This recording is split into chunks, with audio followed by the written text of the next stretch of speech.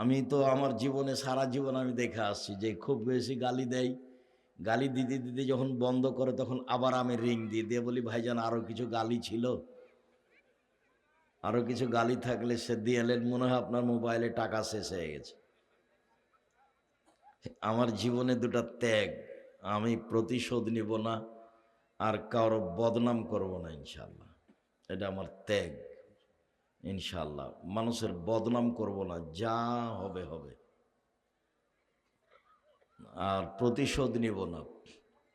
বদনামের মতো পরিবেশ আমার কাছে আসে না, মানে কার বদনাম করব। যখন যেখানে থাকি তখন নিজেকে ভালো অবস্থাতেই দেখি আলহামদুলিল্লাহ।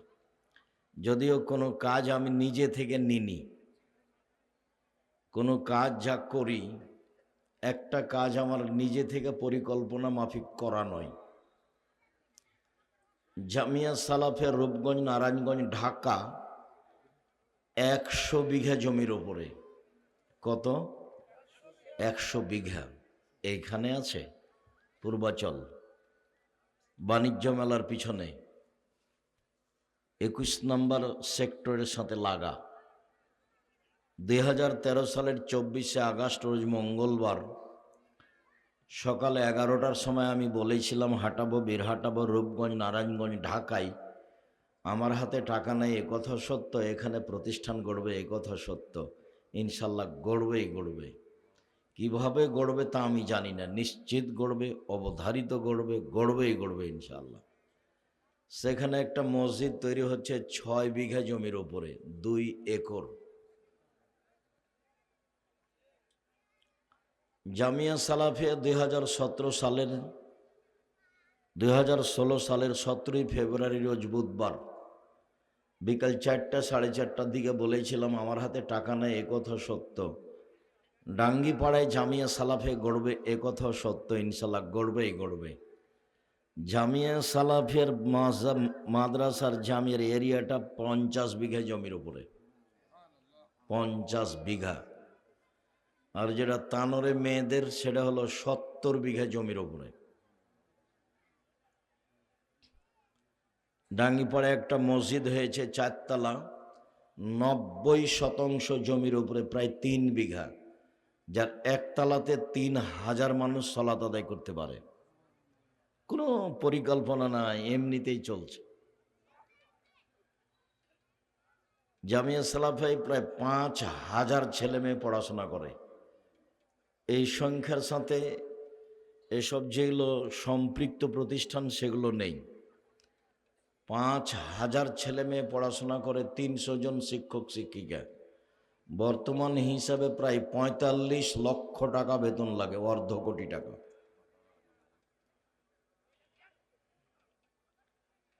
আমি পরিকল্পনা করে কোনো কিছু করিনি। আমি আমার জীবনে দুটা ত্যাগ, মানুষের বদনাম করব না এবং প্রতিশোধ নেব না। সিলেট কোর্টে 5000 কোটি টাকার মামলা হয়েছে মানহানির। কেন?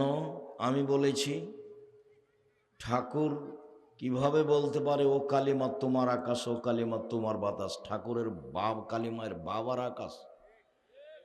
আমি আব্দুর রাজ্জাক বিন ইউসুফ ঠাকুরের গান বলি না, বলবো না, আমার দেহে শ্বাস থাকাকালীন বলবো না ইনশাল্লাহ। ঠাকুরের গানকে লাথি মারার জন্য জন্ম নিয়েছি, স্বাগতম জানানোর জন্য নয়। আরে ঠাকুর বাঙালিদের শত্রু, ঠাকুর ঢাকা বিশ্ববিদ্যালয়ের শত্রু, ঠাকুর মুসলমানের শত্রু, ঠাকুর মুসলমানের শত্রু। ভারত বাংলাদেশ পাকিস্তানে যত মুসলমান আছে সবার শত্রু ঠাকুর। যেদিন ভারত বাংলাদেশ পাকিস্তানের মুসলমানেরা ইংরেজদের হাতে নির্যাতিত, সেদিন ঠাকুর লন্ডনে মুশ পাকাই। আর সেই ঠাকুরের গান আমার ছেলে মেয়ে বলবে? অত কাপুরুষ আমি নই, আপনি হতে পারেন। কেন ছেলে আপনি মানুষ করছেন সেটা আমার বুঝের বাইরে। কেন আপনি বারবার বলছেন আমার ছেলের মেধা ভালো, আমার ছেলে গোল্ডেন পেয়েছে, ওটা কি বুঝাতে চান আপনি? আমি বুঝতে পারি না। দল নির্বাচন নিয়ে আপনার ছেলে ব্যস্ত, মারামারি নিয়ে, দাঙ্গামা নিয়ে, হাঙ্গামা নিয়ে, হইচই নিয়ে, লুটতরাজ নিয়ে, অন্যায় নিয়ে, অরাজকতা নিয়ে, চাঁদাবাজি নিয়ে। বাংলাদেশে এখন মানুষ বলছে যে বিবাহ করলেও চাঁদা দিতে হবে। তা আপনার ছেলে কি করে? আপনার ছেলে নাকি গোল্ডেন পেয়েছে, বড় ডাক্তার। ও যে ডাক্তার, তো ওই কোম্পানির ওষুধ লিখে যে কোম্পানি তাকে টাকা দিয়েছে, তো ধোঁকাবাজ, ও তো প্রতারক, ও তো জাতির শত্রু। ওকে আপনি টাকা খরচ করে মানুষ করেছেন কেন বলেন তো দেখি? আমি ছেলে মানুষ করেছি জাতির জন্য, জাতিকে কল্যাণে নিয়ে যাবে সেই জন্য। জাতিকে অধপতনে দিয়ে, চাঁদাবাজি করে, লুটতরাজ করে, অন্যায় করে, অবিচার করে, জোর করে জমি দখল করে, মানুষকে জেল হাজতে দিয়ে সারা দিন অন্যায় করে বেড়াচ্ছে, তাই আপনি বলছেন আমার ছেলে গোল্ডেন পেয়েছে? কেন বলবেন আপনি এ কথা? এর জন্য আপনি দায়ী। চলেন দেখি, এই নিয়ে আজকে আপনার সাথে জরুরি কথা রয়েছে। এই ছেলেরা, মেয়েদের চুপ থাকতে বলো।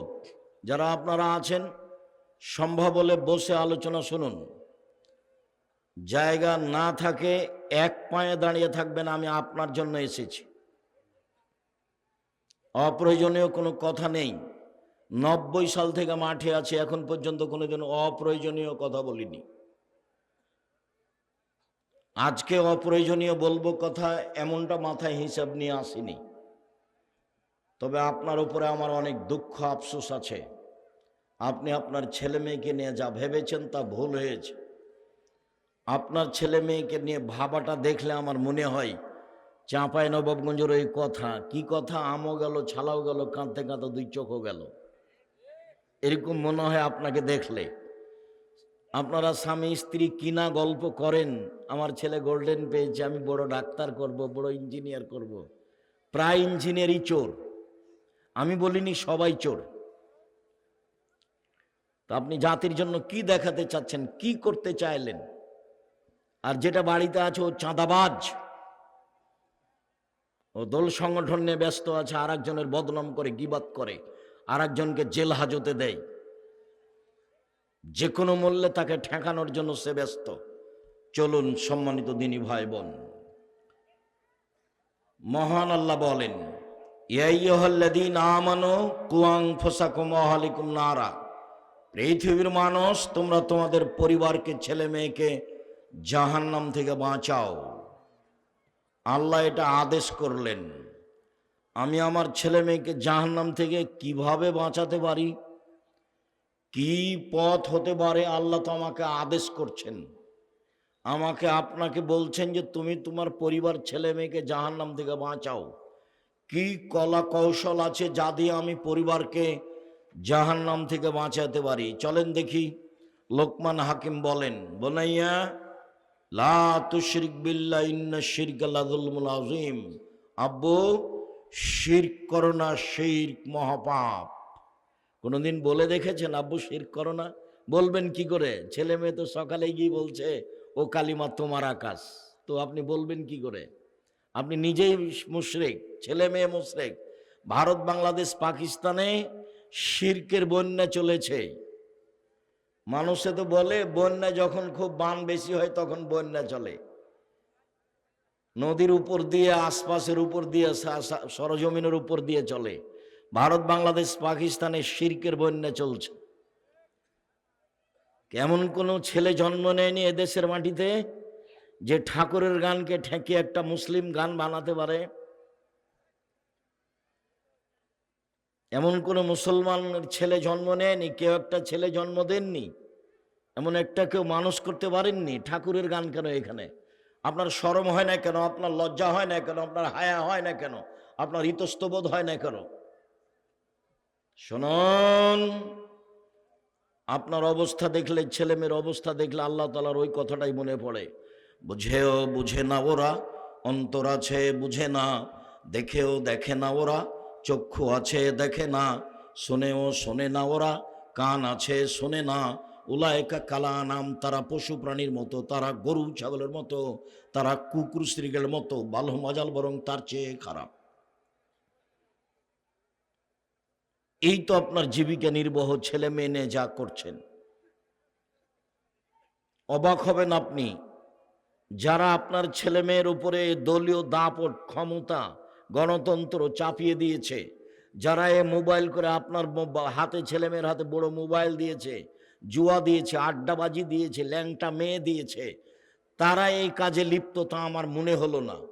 আমি 22শে ডিসেম্বর থেকে 11ই ডিসেম্বর লন্ডনে থাকলাম, বিভিন্ন জায়গায় ঘুরলাম, দূর দূরান্ত, কোনো সময় 6 কিলো, 8 কিলো, 12 কিলো, 10 কিলো গেছি লন্ডন থেকে বিভিন্ন এলাকায়। আর আমি সিঙ্গাপুর এয়ারলাইন্সে উঠলাম, সিঙ্গাপুরে 14 ঘন্টা লাগলো বিমানটাকে দিল্লিতে লন্ডনে পৌঁছিতে। তো আমার এই লম্বা সময়ে কোনোদিন দেখলাম না যে কোনো জায়গাতে দুইজন বসে গল্প করছে, আড্ডা পিটছে। মারামারি তো, চাঁদাবাজি তো বহু দূরের কথা। মোবাইলে কারো মোবাইল আমার চোখে পড়লো না যে ল্যাংটা মেয়ে নাচছে। বয়স্ক মানুষও পড়া নিয়ে ব্যস্ত, বিমান চলছেও পড়া নিয়ে ব্যস্ত আছে, বা মোবাইলে কোনো হিসাব নিকাশ করছে বা বই পুস্তক পড়ছে। এইটা নজরে পড়লো। কিছু কিছু মহিলা পুরুষ দুই একটা যারা নাটক দেখছে বলে আমার অনুমান। আমি তো টিভির সামনে কোনোদিনই 1 মিনিটের জন্য দাঁড়াইনি। তো যে সিটে বসে আছি সে সিটের সামনে এটা টিভি, যদিও আমি চালু করি না, এই জন্য যে আমি চালু করতে পারি না। এখন চালু করতে পারলে সে চালু করে দেখতাম কি না কিছু, সেটা পরের কথা। চালু তো করতেই পারি না। রিং হলে শুধু অন করতে পারি। আপনি বলেন যে নামটা সেভ করে রাখেন, কিন্তু আমি তো সেভ করতে পারি না। জাতিকে ফাঁকি দিতে আসেনি। ছেলে মেয়ে মানুষ করছেন কেন এইভাবে পশু প্রাণীর মতো করে? জাতির জন্য মানুষ করেন। ও তো বোঝা, ও তো চাঁদাবাজি করে, ও তো দাগাবাজি করে, ও তো রাহাজানি করে, ও তো অন্যায় করে, ও তো অবিচার করে, ও তো মানুষকে জেল হাজতে দেয়। এই তো আপনার ছেলে মেয়ের চরিত্র। এটাতে আপনি কি বোঝাতে চাচ্ছেন? চলেন, লোকমান হাকিম বললেন, বোনাইয়া শিরক করো না আব্বু, শিরক মহাপাপ। রাসূল সাল্লাল্লাহু আলাইহি সাল্লাম বলেন, আকবরুল কাবায়রা সালাসা, সবচেয়ে বড় পাপ 3টি। তার 1 নম্বর বড় পাপ হচ্ছে আল্লাহর সাথে শিরক করা। 2 নম্বর বড় পাপ হচ্ছে পিতামাতার অবাধ্য চলা। জীবনে কোনোদিন বাপ মায়ের বিরুদ্ধে যাবেন না, যা হবে হবে। মাটির উপরে সবচেয়ে খারাপ মানুষ মনে হবে মা। মনে হবে যে এর চেয়ে খারাপ মানুষ দুনিয়াতে আর কেউ নেই। এরপরেও মুখ খুলতে পাবেন না। বইয়ের নামে কোনোদিন অ্যাকাউন্ট খুলবেন না ভুলেও। মায়ের সাথে যদি গন্ডগোল হয়, হইচই হয়, মা যদি চলে যাও তার নানি, আপনার নানির বাড়ি, তবু ও মা, ওকে বিচ্ছিন্ন করার কোনো সুযোগ নেই। বইয়ের নামে অ্যাকাউন্ট খুলবেন, টাকা বেশি হয়ে গেলে আরেকজনের সাথে চলে যাবে। 19-20 হলে হয় খালি, এমনিতে তো বুদ্ধি কম। জীবনে কোনোদিন ভুলেও বইয়ের নামে অ্যাকাউন্ট খুলবেন না। রাসূল সাল্লাল্লাহু আলাইহি সাল্লাম যেভাবে ভালোবাসতে বলেছেন সেভাবে ভালোবাসবেন। 1, যে মানের খাবেন সে মানের খাওয়াবেন। 2, যে মানের পরেন সে মানের পরাবেন। 3, কটু কথা বলবেন না। বলবেন না যে তোমার ঠোঁটটা মোটা, বলবেন না যে তোমার রংটা কালো, বলবেন না যে তোমাকে দেখতে ভালো লাগে না। এইসব নোংরা মন্তব্য করবেন না, এতে সংসারে অশান্তি নেমে আসে, তখনও আপনাকে ভালোবাসতে পারে না। ওলা তাজিরবালা, যে মুখের উপরে মারবেন না। 5, নিজের বাড়ি ছাড়া কোথাও থাকতে দিবেন না। নিজের বাড়ি ছাড়া একবারে টোটালে কোথাও যেতে দিবেন না, জরুরি দুর্ঘটনা ছাড়া। মায়ের বাড়ি, খালার বাড়ি, ফুফুর বাড়ি, এসব সব বাতিল। শ্বশুর বাড়ি যদি যেতেই হয় নিজে আপনি যাবেন। বিবাহের বাড়ি যেতে দিবেন না স্ত্রীকে, যা হবে হবে, ওখানে স্বামীর সংখ্যা বেশি হতে পারে। বিবাহের বাড়ি যাবেন না। আর থোবড়া শব্দটা পেশাব করে দিতে হবে। 20 বছর পরে কেউ যদি বলে থোবড়া কি জিনিস, তখন আর একজন বলবে থোবড়া কি, আমিও তো জানি না, তো ডিকশনারিতে দেখো থোবড়া কি জিনিস। এমনভাবে ভুলে যেতে হবে। চাঁপাইনবাবগঞ্জ জেলাতে বিবাহের এমন কোনো পথঘাট নাই শুরু থেকে শেষ পর্যন্ত যেটা জায়েজ। বিবাহের শুরু থেকে শেষ পর্যন্ত সবই হারাম, সবই না জায়েজ, সবই হারাম, সবই না জায়েজ। একটা পদ্ধতিও জায়েজ নাই, 30 বছর থেকে বলছি। আমি আব্দুর রাজ্জাক বিন ইউসুফ বিবাহ পড়াতে গেছি, আপনার দুবাই গেছি বিবাহ পড়াতে, আমি বিবাহ পড়াতে মালয়েশিয়া গেছি, আমি বিবাহ পড়াতে চট্টগ্রাম গেছি। আগে বলেছি আমার অনুকূলে হলে হবে, না হলে আপনারা করেন, আমি গেলাম। আর আলহামদুলিল্লাহ, মাশাআল্লাহ, আলহামদুলিল্লাহ, আমি শতবার আল্লাহর দরবারে আলহামদুলিল্লাহ বলি। জীবনে কোনোদিন কোনো জায়গাতে গিয়ে মসজিদের সভাপতি বা সম্মেলনের সভাপতিকে হিসাব করে কথা বলতে হবে, উনি যেটা বলে দিবেন সেটা আমাকে বলতে হবে, এরকম কোনো সময় আল্লাহ আমার জন্য 1 মিনিটের জন্য দেয়নি। আমি যেটা বলবো সেটাই। উনি আমাকে পয়সা দিবেন তাহলে বাড়ি যেতে পারবে, এই হিসাব তো আমার মাথায় কোনোদিন আসেনি, কোনো দিন আসেনি। সবচেয়ে বড় পাপ শিরক করা, পৃথিবীর দ্বিতীয় মহাপাপ হলো পিতামাতার অবাধ্য চলা। এই ছেলে শোনো, ওই হাদিস ঠিক, তোমার মায়ের পায়ের নিচে জান্নাত, এ হাদিস ঠিক। মায়ের পায়ের নিচে জান্নাত, এ হাদিস ঠিক। একদিন তুমি ছিলে তোমার মায়ের কোলে, এখন তোমার মা তোমার কোলে। যেদিন তুমি তোমার মায়ের কোলে ছিলে, বারবার পেশাব করছিলে, সেদিন তোমার মা যদি একটু মজাক করে স্নেহ করে মারেছে, এই অত পেশাব করিস কেন রে, সেটা জায়েজ ছিল। কিন্তু এখন তুমি যদি বলো আম্মা অত পেশাব করেন কেন, এই কথা চলবে না, এটা নাজায়েজ। এই কথা বলার তোমার সুযোগ নেই। তোমার বোনেরা চলে গেছে শ্বশুর বাড়ি, তোমার বউ দেখতেও পারে নাও দেখতে পারে। পেশাব করাবা তুমি, পায়খানা করাবা তুমি, গোসল করাবা তুমি, গোসল দিয়ে দিবা তুমি, কাপড় পরিয়ে দিবা তুমি, মেডিকেলে তুমি নিয়ে যাবা, তার যা কিছু প্রয়োজন তুমি সব করবা, তুমি বাধ্য। মুখ দিয়ে গালি দিচ্ছে তোমার বউয়ের বিরুদ্ধে, যাকে পাচ্ছে তাকে বলছে আমার ছেলেরা আমাকে খেতে দেয় না, তারপরও তুমি মুখ খুলতে পাবা না। কথা বুঝাতে পারিনি মনে হয়। যেবারে সরাসরি আপনার মুখের উপরে বলছে আমার ছেলেরা আমাকে খেতে দেয় না, আপনি ধরে আছেন, গোসল করাচ্ছেন, কাঁধে করে আপনি বাজে হাতে নিয়ে যাচ্ছেন মেডিকেলে গিয়ে সবার সামনে বলছে আমার ছেলেরা আমাকে খেতে দেয় না, তখন আপনি কি করবেন? মুখ খুলতে পাবেন না। পৃথিবীর দ্বিতীয় মহাপাপ, সিরিয়ালে পাপ হিসেবে দ্বিতীয় পাপ আর কেউ নেই, এটাই প্রথম। দ্বিতীয়, তৃতীয় হচ্ছে শাহাদাতুজ জুরে, মিথ্যা সাক্ষী। চাঁপাইনবাবগঞ্জ জেলে 20 বছর 30 বছর থেকে বহু মানুষ আছে, নিজেই জানে না আমি কেন জেলে, জজ জানে না ঘটনা কি, উকিল জানে না ঘটনা কি, সাক্ষী জানে না ঘটনা কি। সাক্ষীকে বলেছে 50,000 টাকা দিব, জজের সামনে বলবি অমুককে আমি নিজ চোখে মারতে দেখেছি। যার নাম বলছে সেদিন সে চাঁপাইনবাবগঞ্জে ছিল না, সেদিন সে রংপুরে ছিল। এর নাম হচ্ছে দলীয় দাপট। কয়দিন বাঁচতে এসেছো, ক্ষমতা দেখাও কেন?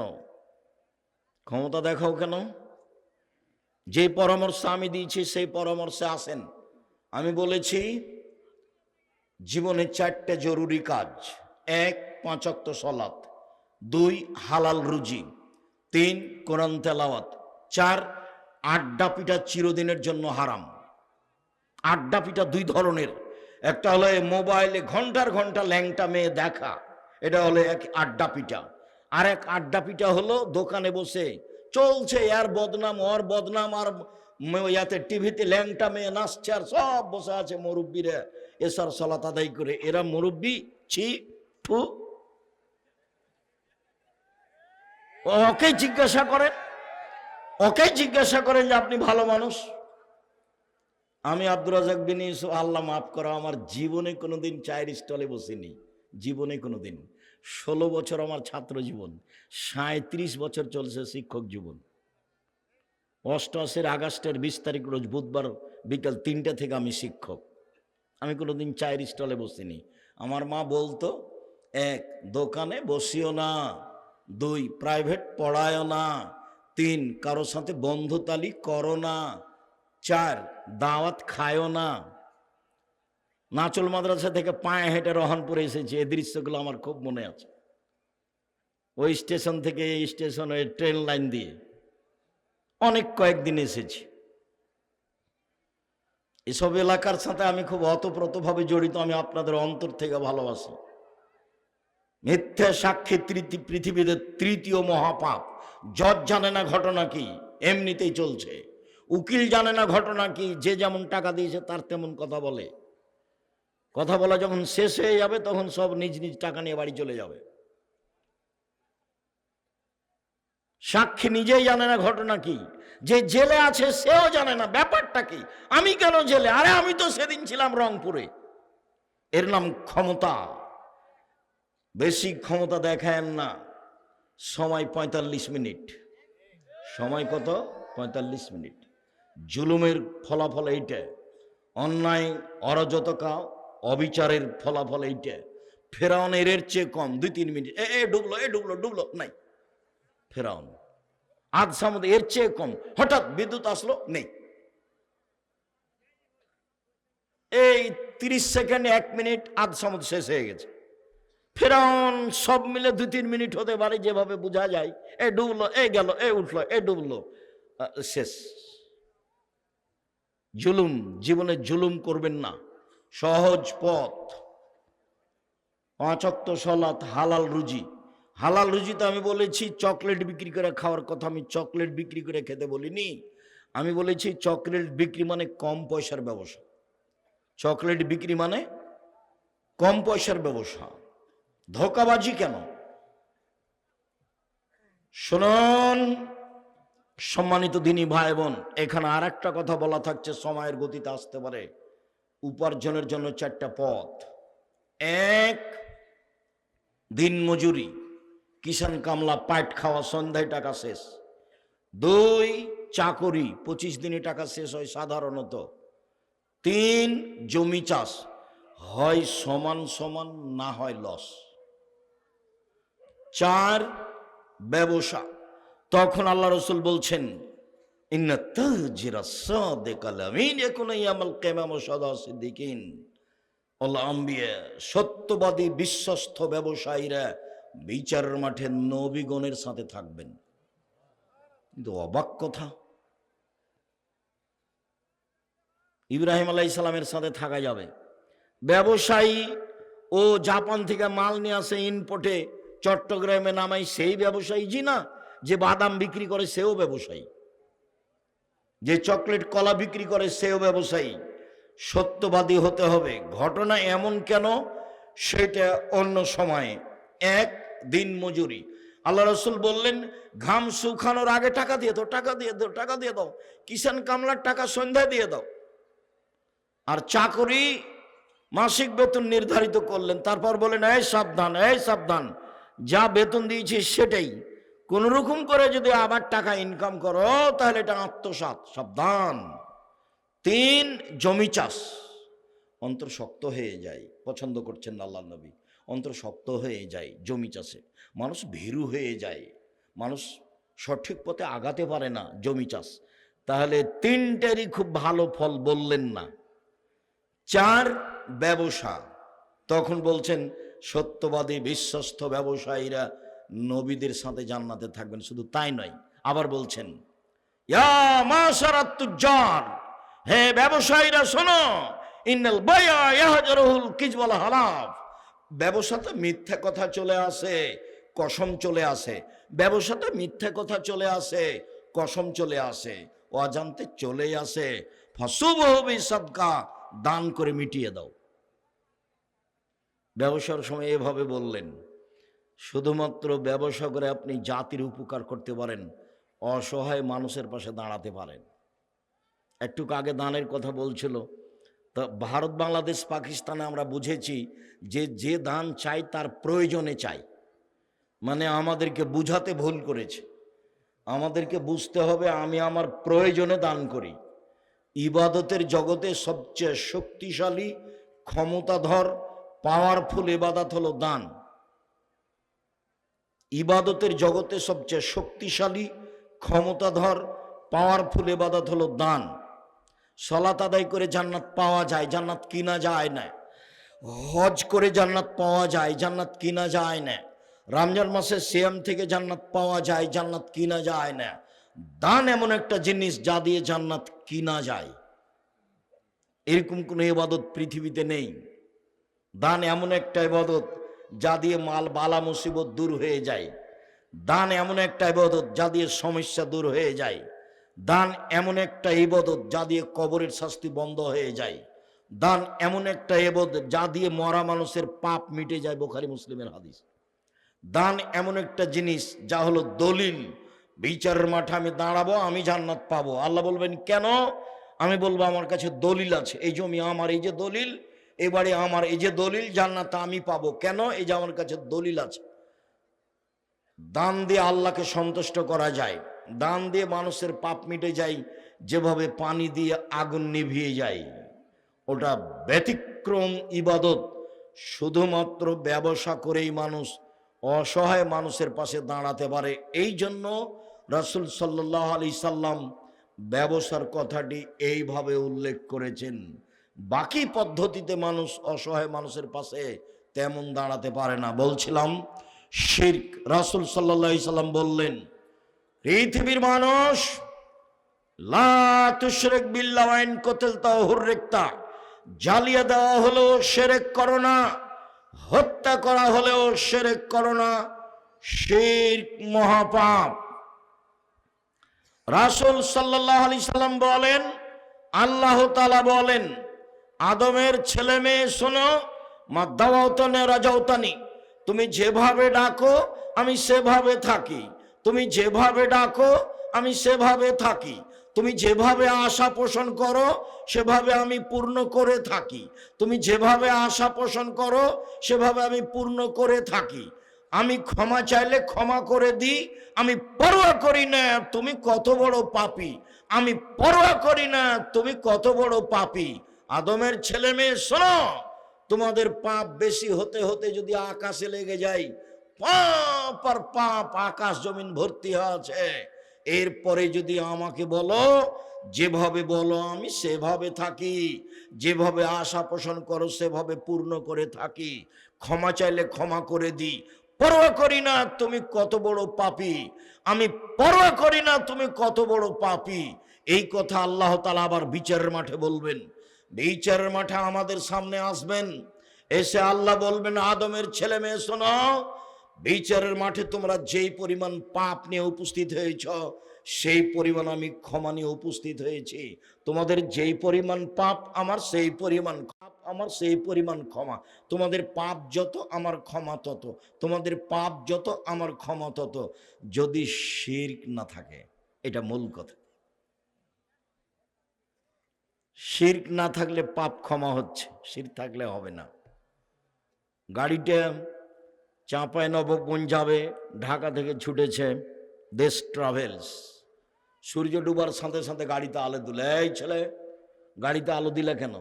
মালিকে বলেছে সূর্য ডুবার সাথে সাথে গাড়িতে আলো দিতে হবে। মালিক হিন্দু নাকি? এই কাজ তো হিন্দুদের। ব্যাপারটা কি বলার সময় বলছে, শাহ মখদুম রহমতুল্লাহ আলাইয়ের পবিত্র জমিনের লক্ষ্যে ছুটছে গাড়ি। শাহ মখদুমের বাবার জমি। অবাক কথা, কালিমায়ের বাবের আকাশ, ওর মায়ের আকাশ, আল্লাহর আকাশ। আমি যখন সিলেট কোর্টে দাঁড়ালাম 5,000 কোটি টাকার মামলা নিয়ে, তা আমাকে জজ বলছে, আপনি কি পিস টিভির আলোচক? বললাম জি। আপনার মামলাটা খারিজ করে দিলাম। সত্য পথে থাকেন, যা হবে হবে, সুলি হোক ফাঁসে হোক, অল্প দিন বাঁচতে এসেছি, আমি শিরক করে বাঁচতে রাজি নই। ইনশাল্লাহ আমি কখনো শিরক করে বাঁচতে রাজি থাকবো না। ঢাকাতে করোনা হয়েছে, এক লোককে দেখতে গেছি, জামিয়া সালাফিকে ভালোবাসে এই জন্য। তখন ওরা 2 ভাই বোন আছে আর ছেলে মেয়ে, আমাকে হাত দিয়ে অনুরোধ করছে, হুজুর ভিতরে যাবেন না, হুজুর ভিতরে যাবেন না, আপনি আমার আব্বার গায়ে হাত লাগান না। বলো কি তুমি?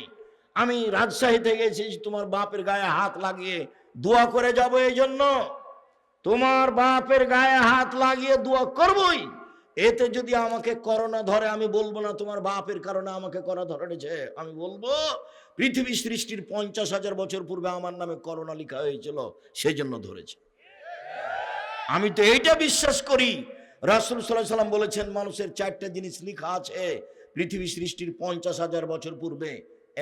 1 হায়াত, জীবন, 2 মরণ, 3 রুজি, 4 রোগ ব্যাধি। সেই দিন যদি আমার করোনা লেখা হয়ে থাকে, তাহলে আজকে আমাকে করোনা ধরবে যদি আমি পাথরের ভিতরে ঢুকে থাকি তবুও। আর যদি সেদিন লেখা না হয়ে থাকে, আজকে ধরার কোনো প্রশ্নই আসে না। আমি ইসলামকে এইভাবে বিশ্বাস করি, স্বামীকে করোনা হয়েছে, স্ত্রীকে করোনা হয়নি, দুইজনে একসাথে আছে। আর যার করোনা হয়েছে সে খাওয়ার পরে ফেলে দিচ্ছে, যে ফকিরে খাচ্ছে, ওকে করোনা ধরে না। আর আমি নাকি ওর গায়ে হাত দিলে করোনা ধরবে। অবাক কথা। সতর্কতাই যদি করোনা না ধরতো তাহলে ঢাকা ফিউচার পার্কের মালিককে করোনা ধরতো না। তারা তো দেশের পানি খায় না। এটা হিসাব নিকাশ কিছু আছে? বোনাইয়া, শিরক করোনা, শিরক মহাপাপ। লোকমান হাকিম বলেন কিভাবে ছেলে মানুষ করতে হবে। আব্বু আকিমিস সলাহ, সলাত আদায় করো, ওয়া'মুর বিল মারুফ ওয়া নাহি আনিল মুনকার, ভালো কাজের আদেশ করো, মন্দ কাজের নিষেধ করো। পিতা ছেলেকে বলবেন আব্বু সলাত আদায় করো, ভালো কাজের আদেশ করো, মন্দ কাজের নিষেধ করো। তার মানে ছেলে মেয়েকে ভালো কাজ জানতে হবে, মন্দ কাজ জানতে হবে। বাপি জানে না ভালো কাজ কাকে বলে, মায়ও জানে না ভালো কাজ কাকে বলে। চাঁপাই নবাবগঞ্জের নীতিতে বিবাহ দিয়েছে, কত কি বৈঠক করলো, কত থুবড়া আর কর্কট ক্ষীরকাচি আর কত আমাটা আর কত বরন্তা। তারপরে হঠাৎ একদিন ছেলে হয়েছে, তাই ও বাপ, তাই ও মা। জীবনে দুদিন কানে জানে না বাপ মা কাকে বলে। চলেন আজকে সিরিয়াল দেখাবো ধারাবাহিক ভাবে। আব্বু সালাত আদায় করো, আব্বু ভালো কাজের আদেশ করো, মন্দ কাজের নিষেধ করো। তার নাম বাপ। আমার ছেলে খুব ভালো, আমার ছেলে খুব ভালো, গোল্ডেন পেয়েছে, আমাকে বড় ডাক্তার করা লাগবে। ওর উদ্দেশ্যই খারাপ, ওর উদ্দেশ্য সে টাকা ইনকাম। ও দেশে অন্যায় দেখতে পায় না, অবিচার দেখতে পায় না। গাড়িটা যখন ওই ইয়ের দিকে কানসার্টের দিকে যাচ্ছে, মহানন্দার উপরে ব্রিজ, ও টাকা নিচ্ছে কেন?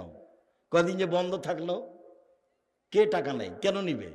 জাঁদাবাজি করে খাও, হিসাব পাও না কেন? দাগাবাজি করে বেড়াও, জুয়ার চুরি করো কেন? রাহাজানি করো কেন? অবিচার করো কেন? অন্যায় করো কেন? পৃথিবী অনেক বড়, নিজে উপার্জন করে নিজে খাই। আরে দিন মজুরি করে খাবো, তাতে কি আছে? মানুষের বাড়িতে কাজ করে খাবো, অরাজকতার সাথে আমি নই। দোকানে বসে আড্ডা পিটতে রাজি নই। এশার সালাত আদায় করে বাড়িতে গিয়ে ঘুমিয়ে যাব। দোকানে বসে আড্ডা পিটবো কেন? দোকানে বসে আর একজনের বদনাম কেন? তোমার জীবন 16 আনাই মিছে, মনে রেখো। তুমি, তোমাকে দেখলে আমাকে ওই পদ্য বলে মনে হয় যেই পদ্যে বলা হলো, বাবু বলছে মাঝিকে, মাঝি চাঁদ কেন বাড়ে কমে রে? মাঝি বলছে ওইসব কি আর আমি জানি? আরে দেখি তোর জীবন 4 আনাই মিছে। মাঝি এসব হয় কেন রে? আমি কি জানি? দেখি তোর জীবন 8 আনাই মিছে। মাঝি বল না এসবগুলো কিভাবে হয়? আমি কি আর জানি? দেখি তোর জীবন 12 আনাই মিছে। বাতাস উঠেছে, নৌকা হিলে উঠেছে। মাঝি বলে বাবু সাঁতার জানো বাবু? তো বাবু বলছে না রে মাঝি না। মাঝি বলছে এখন বাবু তোমার জীবন 16 আনাই মিছে, তোমাদের বাপ বেটার জীবন 16 আনাই মিছে। আমি আব্দুর রাজ্জাক বিন ইউসুফ বলে গেলাম, জীবনে কিছু করে গেলে না তোমরা, শুধু মানুষের সাথে অন্যায় অবিচার করে গেলে। দেবীনগরে আমার ক্লাস ফ্রেন্ড আব্দুল হাজি চেয়ারম্যান হয়েছে, তো বলছে আব্দুর রাজ্জাক তোর তোর তোর গ্রাম দিয়ে যে রাস্তাটা তোর বাড়ির উপর দিয়ে যাবে, ওখান দিয়ে তো কি করবি?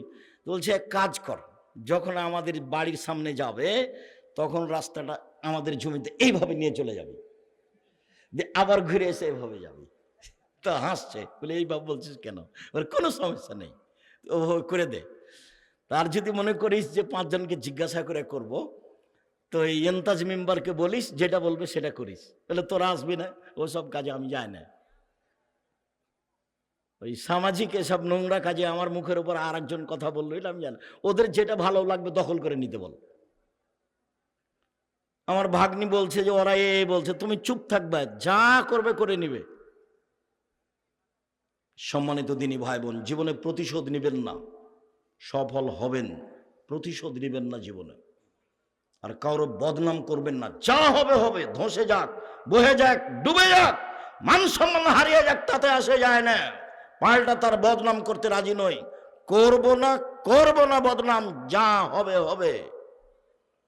তার বিরুদ্ধে মামলা করব না, জমি দখল করেছে। মামলা কারো বিরুদ্ধে করে মানুষকে জেল হাজত দিয়ে 1 মিনিটের জন্য আমি বাঁচতে রাজি নই।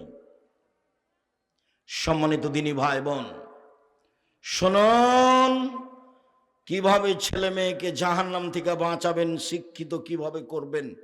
এবার শুরু হয়ে গেল একসাথে বাপ মা জিম্মেদার, একই ভাষা আল্লাহ রসুলের মুখের, একসাথে মাও জিম্মেদার বাপও জিম্মেদার, বাপও জিম্মেদার মাও জিম্মেদার, একসাথে একই ভাষা। চলেন দেখি কয়েকটা। আবু হুরায়রা রাদিয়াল্লাহু তাআলা আনহু বলেন, রাসূল সাল্লাল্লাহু আলাইহি ওয়াসাল্লাম বলেছেন, কুল্লু মাউলুদিন ইউলাদু আলাল ফিতরা, প্রত্যেকটা ছেলে মেয়ে নিয়ে ইসলামী ধারণ ক্ষমতা নিয়ে জন্মগ্রহণ করে। ফাবুহু ইউহাবেদানিহি, তার পিতামাতা তাকে ইহুদি করে দেয়। ইমাজ্জিসানিহি, তার পিতামাতা তাকে আগুন পূজক করে তোলে। ইনাসরানিহি, তার পিতামাতাকে খ্রিস্টান করে তোলে। এই চলে বসো, ব্যস্ত হচ্ছ কেন তুমি? চায়ের স্টলে যারা এখন আছে, তুমি কি মনে করছো তারা সফল? তারা হলো নিম্ন শ্রেণীর মানুষ। আমি আব্দুর রাজ্জাক বিন ইউসুফ এখানে এসেছি, ও চায়ের স্টলে কেন? আপনি কি বুঝাতে চাচ্ছেন? যেখানে জিলাপি বিক্রি হচ্ছে সেখানে আপনার মেয়ে কেন গেছে? ও ক্লাস 10-এ পড়ে, ওকে হিন্দুর মেয়ে নাকি? ওই হিন্দুর মেয়ে। আপনি বাপ, আমি আপনাকে বাপ বলে ডাকতে নিষেধ করেছি, আপনার মেয়ে যেন আপনাকে চাচা বলে ডাকে। চলেন আপনাকে দেখাচ্ছি আজকে। আর আপনার স্ত্রীকে আপনার মেয়ে যেন খালা বলে ডাকে। আপনি বাপ হিসেবে উপযুক্ত বাপ নন, এই জন্য আপনাকে চাচা বলে ডাকা উচিত। আমি নিশ্চিত জানি আপনি বাপ, আমি জানি আপনি বাপ, তারপরে আমার আফসোস বলছে, আমার দুঃখ বলছে আপনার ছেলে আপনাকে চাচা বলে ডাকুক। জবাব আমি দিব কেন? ওই যে ওখানে মেয়ে আপনার দোকানে বসে আড্ডা পিটছে, জিনিস কিনছে, ওর বাপ নেই, ওর ভাই নেই, ওর স্বামী নেই, ওর দেবর নেই, ওর ভাসুর নেই, ওর বোনের ছেলে নেই, ওর ভাইয়ের ছেলে নেই। ও কোন শরমে ওখানে এই যে জিনিস কিনে? কোন শরমে কিনে? কোন হায়াই কিনে? কোন লজ্জায় কিনে? ওর বাপ কাপুরুষ, সেই জন্য যায় ওখানে। ওর স্বামী কাপুরুষ, সেই জন্য যায়। কাপুরুষ স্বামী জাতির অন্যায় করে তাহাজ্জুদ পড়ে জান্নাত কিনতে চান। জান্নাত অত সহজ? দেখি জান্নাত কেমন সহজ না হালকা। রাসূল সাল্লাল্লাহু আলাইহি ওয়াসাল্লাম বলছেন, হজবাতিন নার বিশাওয়াত, মনের ইচ্ছে দ্বারা জাহান্নাম ঘেরা আছে। হজবাতে জান্নাত বিমাকারহে, নিয়ম নীতি, কষ্ট ক্লেশ ত্যাগ তিতিক্ষা অনেক কিছু দিয়ে জান্নাত ঘেরা আছে। জান্নাত তো সহজ নয়, জাহান্নাম সহজ। মন মতো চললেই জাহান্নামে যাওয়া যায়। জাহান্নাম যেতে কষ্ট লাগে না, সমস্যা হয় না। রাসূল সাল্লাল্লাহু আলাইহি ওয়াসাল্লাম বলছেন, প্রত্যেকটা ছেলে মেয়ে ইসলামী ধারণ ক্ষমতা নিয়ে জন্মগ্রহণ করে। প্রত্যেকটা ছেলে 5 ওয়াক্ত সালাত আদায় করতে পারবে, করলো না কেন? প্রত্যেকটা ছেলে এশার সালাত আদায় করে বাড়ি চলে যেতে পারবে, গেল না দোকানে বসলো কেন? প্রত্যেকটা মেয়ে নখ কেটে ছোট করতে পারবে, নখ বড় রাখলো কেন? নখে নেইল পালিশ লাগালো কেন? ইহুদি খ্রিস্টানদের পতিতালয়ের মেয়েরা নখে নেইল পালিশ দেয়, ইহুদি খ্রিস্টানদের পতিতালয়ের মেয়েরা নখে নেইল পালিশ দেয়। ভুরু তুলে চিকন করলো কেন? দাঁত ছিলে চিকন করলো কেন? মাথার সামনের চুল ছোট করলো কেন? পুরুষের পোশাক শার্ট প্যান্ট পরেও বাজারে যায় কেন? ভ্যানিটি ব্যাগ কাঁধে করেও বাজারে যায় কেন? ওর স্বামী নেই, ওর বাপ নেই, ওর মানেও গেল কেন? রাসূল সাল্লাল্লাহু আলাইহি ওয়াসাল্লাম বলছেন, ওর বাপ মা ওকে যেতে বলেছে, সেই জন্য গেছে। আমি বলিনি, আল্লাহ রাসূল বলছেন ওর বাপ মা। ওর বাপ মা ওকে ইহুদি করেছে, ওর বাপ মা ওকে খ্রিস্টান করেছে, ওর বাপ মা তাকে আগুন পূজক করেছে। ওর বাপ মা যেভাবে গড়ে তুলেছে, ছেলে মেয়ে সেভাবে গড়ে উঠেছে। চাঁপাই নবাবগঞ্জের ভাষায়, সঙ্গ দোষে লোহা ভাসে। লোহা পানিতে ছেড়ে দিলে ডুবে যাবে, কিন্তু লোহা যদি কাঠের সাথে লাগিয়ে দেওয়া হয় তাহলে ভাসবে। এর বাপ মা হচ্ছে সঙ্গ, সবচেয়ে কাছের মানুষ পিতামাতা। তার পিতামাতাই তাকে পশু বানিয়েছে, সেই জন্য পশু হয়েছে। বুঝেও বুঝে না ওরা, অন্তর আছে বুঝে না, দেখেও দেখে না ওরা, চক্ষু আছে দেখে না, শোনেও শোনে না ওরা, কান আছে শোনে না। উলায়েকা কাল আনাম, তারা পশু প্রাণীর মতো, তারা গরু ছাগলের মতো, তারা কুকুর শ্রীরের মতো। বালু মাজাল বরং তার চেয়ে খারাপ। ভ্যানিটি ব্যাগ হাতে করে চলে গেল বাজারে আপনার মেয়ে, তখন সে পশু প্রাণী নয়, তখনও সে গরু ছাগল নয়, তখনও সে কুকুর শ্রীগাল নয়। তো কাকে আল্লাহ এ কথা বললেন? আপনি কে? আপনার স্ত্রী কে? একই শব্দ দুইজন। চলেন দেখি। আব্দুল্লাহ ইবনে উমর রাদিয়াল্লাহু তাআলা আনহু বলেন, রাসূল সাল্লাল্লাহু আলাইহি ওয়াসাল্লাম বললেন, আর রাজুলু রাইন ফি আহলি বাইতিহি ওয়া হুয়া মাসউলুন আন রায়াতিহি। যে বাড়ির মালিক, ছেলে মেয়ের বাপ, স্ত্রীর স্বামী, তাকে তার ছেলে মেয়ে সম্পর্কে বিচার মাঠে জবাব দিতে হবে। জবাবে পরাজয় হলে জাহান্নাম হবে। তাহাজ্জুদ দিয়ে বিচারের মাঠে টিকতে পারবে না স্বামী স্ত্রী। ওয়াল মারাতু রাইয়া ফি বাইতি যাওজিহা ওয়া ওয়ালাদিহি। স্ত্রী স্বামীর বাড়িতে ছেলে মেয়ের জন্য দায়িত্বশীলা। বিচারের মাঠে তাকে তার দায়িত্ব সম্পর্কে জিজ্ঞাসা করা হবে। এই মা যদি বিচারের মাঠে জবাব দিতে না পারে, তাহলে এই মা তাহাজ্জুদ দিয়ে বিচারের মাঠে টিকতে পারবে না, ফলাফল খারাপ হবে। হাদিস বুখারী মুসলিম। আগেরটা ছিল বুখারী মুসলিম, এটাও বুখারী মুসলিম। চলেন 3। আবু হুরায়রা রাদিয়াল্লাহু তাআলা আনহু বলেন, রাসূল সাল্লাল্লাহু আলাইহি সাল্লাম বলেছেন, কুল্লু নাফসিম মিন আদম সাইয়্যিদ। আদম সন্তান সবাই কর্তা, তাকে জবাবদিহি হতে হবে। আর রাজুল রাইন রাজুল সাইয়্যিদুন ফি বাইতি আহলিহি। স্বামী পিতা এই বাড়িতে কর্তা, তার কর্তৃত্ব সম্পর্কে জবাবদিহি হতে হবে। ওয়াল মারাতু রাইয়া ফি বাইতি যাওজিহা ওয়াল মারাতু সাইয়্যিদা ফি বাইতি যাওজিহা ওয়া ওয়ালাদিহি। স্ত্রী ছেলে মেয়ের মা, কর্ত্রী। বিচারের মাঠে তাকে তার কর্তৃত্ব সম্পর্কে জিজ্ঞাসা করা হবে। শুনুন, নিজের কাজ করে যে তাকে বলে কর্মী, অপরের কাজ দেখে যে তাকে বলে কর্তা। নিজের কাজ করে যে তাকে বলে কর্মী, অপরের কাজ দেখে যে তাকে বলে কর্তা। আপনি 5 ওয়াক্ত সালাত আদায় করলেন, আপনি কর্মী। আপনার ছেলে মেয়েকে সালাত আদায়ের জন্য বললেন, তখন আপনি কর্তা। আপনার স্ত্রী নিজে সালাত আদায় করলো, তখনও মহিলা কর্ত্রী। ছেলে মেয়েকে ঘুম থেকে উঠালো, সালাতের জন্য বলে দিল, আম্মু পেশাবখানায় ঢোকার সময় দোয়া পড়ে ঢোকবা, ওঠার সময় দোয়া পড়ে আসবা, ডান হাতে গিলাস ধরবা, ডান হাতে বদনা ধরে বাম হাতে পানি খরচ করবা, পানি খরচ শেষ হয়ে গেলে সাবান দিয়ে মাটি দিয়ে হাত মেচে নিবা।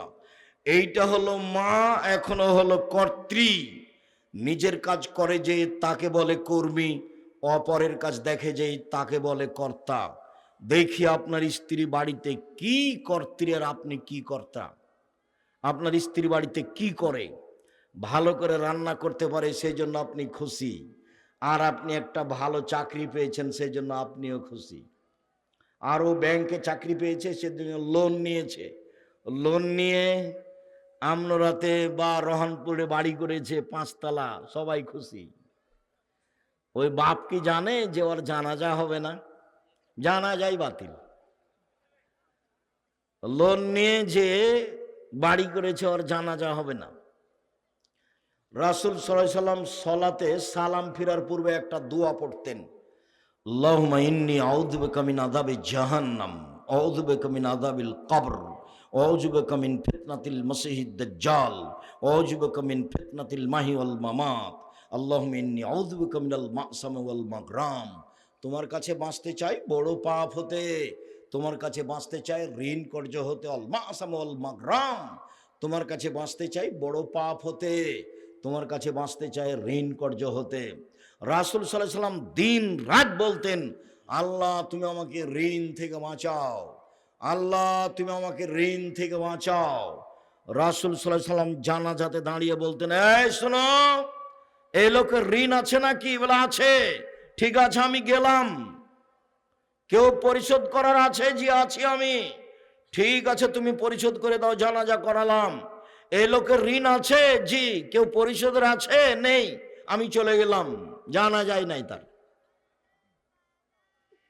আর এখন তো লাশ রেখে চলছে ঘন্টার ঘন্টা বক্তব্য। আরো যদি দল পার্টি করে থাকে তাহলে আরো, মরার সাথে সাথে তাকে জানাজা দিয়ে মাটি দিতে হবে, এটা আদেশ। আদেশ ধুয়ে মুছে গেছে।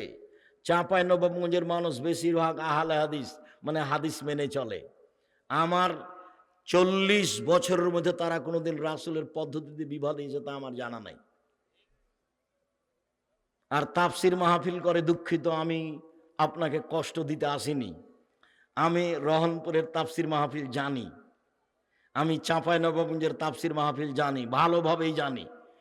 আমাকে সুলতানগঞ্জ গোদাগাড়ির এক তাফসির মাহফিলে আমার এক চাচাতো ভাই এসে বলছেন, মারা গেছে ও, বলছে আজকে রাত তাফসির করলো, এই তাফসির তোরা জানিস না। কি করলো? আরে তোরা জানিস না তো আর কি বলবো, আর কিছু বলবেন তো কি তাফসির করলো, তোরা জানিস না, অথবা ওই তাফসির তোদের বলা হবে না। কিছু বলেন শুনি কি তাফসির করলো। তখন বলছে শোন, ছাড়বি না যখন, শোন কি বলেন দেখি। আদম আলাইহিস সালাম ঘুম থেকে উঠে দেখেন পাশে সুন্দরী টকটকে ঝকঝকে মহিলা। আদম আলাইহিস সালাম হাত বাড়ালেন, ফেরেশতা বললেন থামেন। আদম আলাইহিস সালাম বললেন কেন? মোহর দিতে হবে। আদম আলাইহিস সালাম বলছেন মোহর আবার কি? তখন ফেরেশতারা বলছেন মুহাম্মদ সাল্লাল্লাহু আলাইহি সাল্লামের উপরে 1000 বার দরুদ পড়ে দিতে হবে, এই হলো মোহর। দুঃখিত, নাউজুবিল্লাহ মিন জালিক। পৃথিবীতে সবচেয়ে বড় শিক্ষিত মানুষ আদম আলাইহিস সালাম। আল্লাহ বলছেন কোরআন মাজিদে আমি আদমকে সব কিছু শিখিয়ে দিয়েছি। পৃথিবীতে এমন কোন জিনিস নাই, কীট পতঙ্গ নাই যেটা আদম আলাইহিস সালাম জানতেন না। পৃথিবীর সবচেয়ে বড় শিক্ষিত মানুষ আদম আলাইহিস সালাম, সবকিছু জানতেন। যাকে আল্লাহ সবকিছু শিখিয়ে দিলেন, তিনি বউকে কিভাবে হালাল করতে হবে সেটাই জানলেন না। ধর্ম পাগল হয়ে গেছে। धर्म राजशाही चांपाईगंज हवाई लड्डू, दोनों हाथ में लड्डू है, जो चाहे उसको खा ले, जो चाहे उसको छोड़ दे। बोल हिसाब এই তাফসীর মিথ্যা। মুফাসসিরকে 80 160 লাঠি পিটাতে হবে। এই যে বললাম, দেখি কোন মায়ের বেটা কথা এভাবে উল্টা ধরতে পারে। আমার হায়াত পর্যন্ত সময় থাকলো, যতদিন আমি বেঁচে আছি। উল্টা চলে কোনো লাভ নেই। বারবার বলছি, জীবনে বেঁচে থাকার জন্য 5 ওয়াক্ত সালাত বাস, হালাল রুজি, প্রয়োজনে দিন মজুরি, 3 কোরআন তেলাওয়াত, অন্তত সূরা ইখলাস 3 বার, অন্তত সূরা ইখলাস কোরআন মাজিদ পড়তেই হবে। অন্তত সূরা ইখলাস 3 বার পড়েন সকালে, তাহলে আল্লাহকে বলতে পারবেন পড়েছি।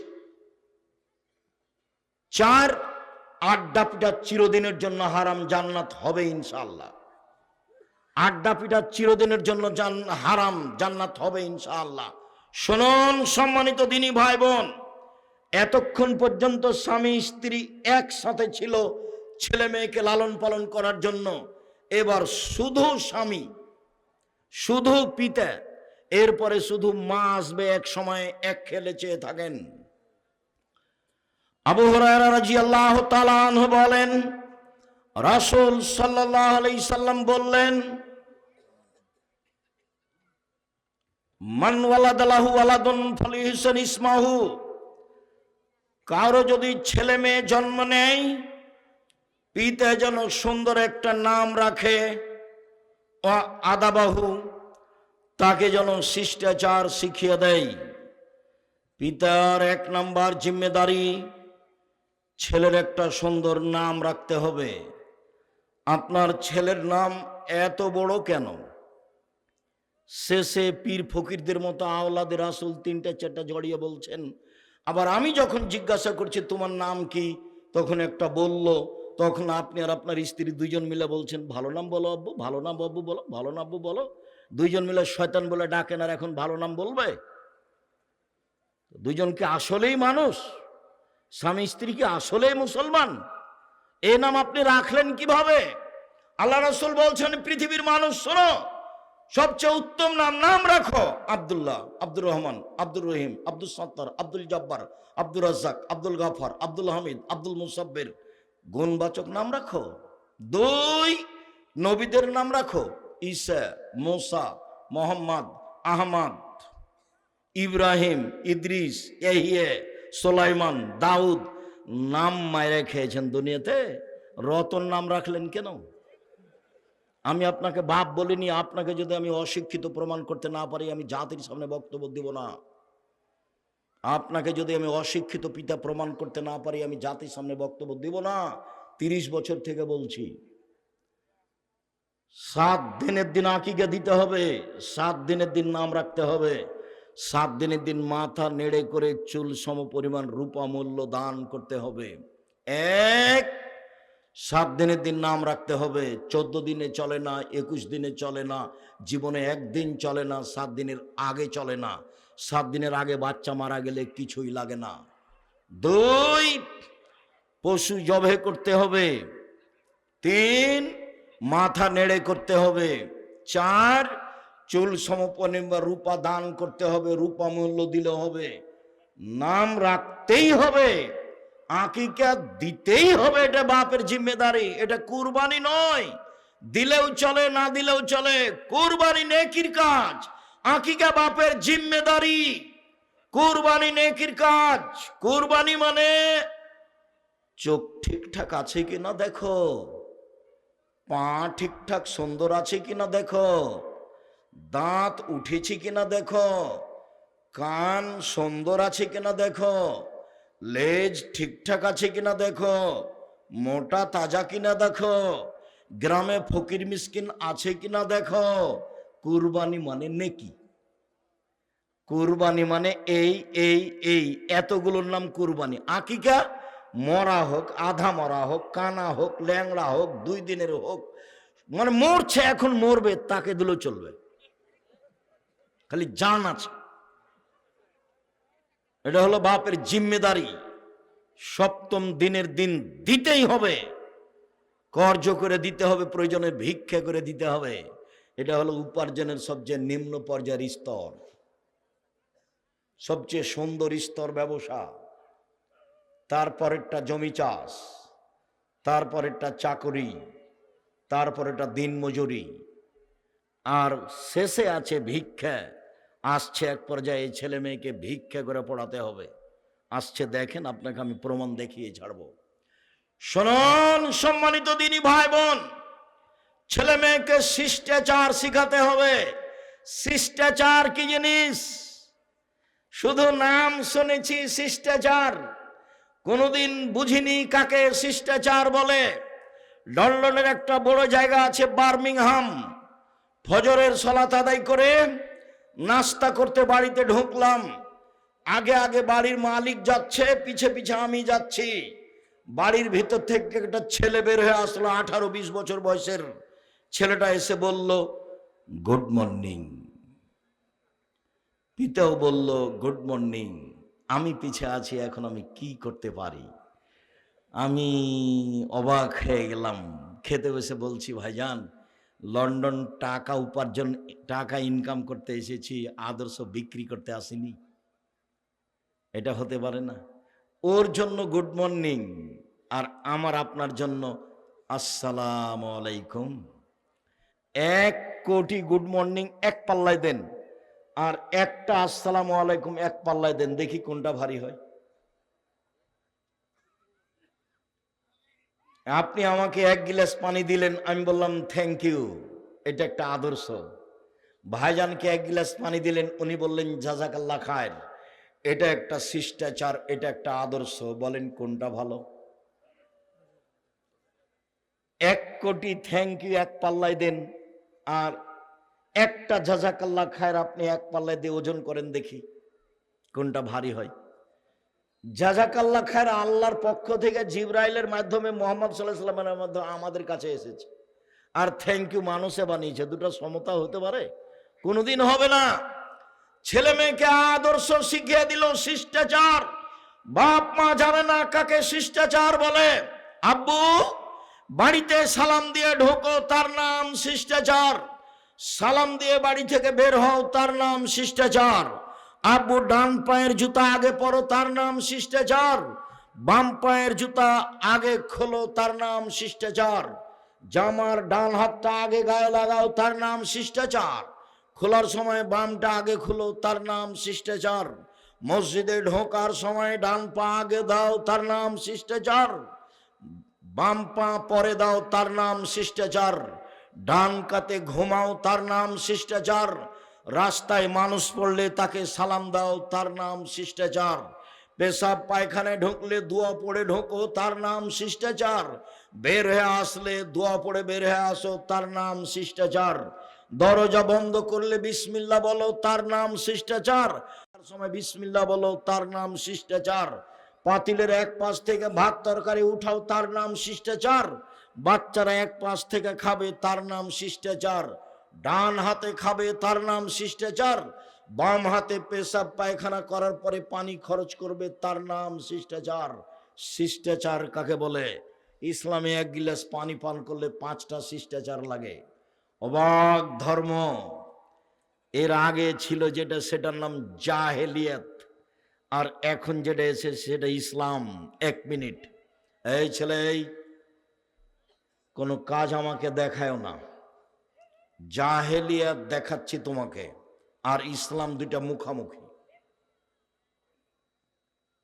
জাহেলিয়াত আল্লাহ বলছে, ওয়াকারনা ফি বুয়ুতিকুন্না ওয়ালা তাবাররুজনা তাবাররুজাল জাহেলিয়াতিল উলা। হে মুসলিম মহিলা, তোমরা বাড়িতে থাকো। বন্যতার যুগে, বর্বরতার যুগে, অসভ্যতার যুগে, জাহেলিয়াতের যুগে মেয়েরা যেভাবে প্রদর্শন দিয়ে চলতো, ভ্যানিটি ব্যাগ ঘাড়ে করে, সেভাবে তোমরা চলো না। আল্লাহ বলছেন এটা জাহেলিয়াত। এখন ইসলাম চলে এসেছে, এটা চলবে না। মুহাম্মদ সাল্লাল্লাহু আলাইহি সাল্লাম বিদায় হজের লম্বা ভাষণে বললেন এক পর্যায়ে, পৃথিবীর মানুষ শুনে রেখো, কুল্লু আমরিন মিন জাহেলিয়াত তাহতা কাদামাইয়া।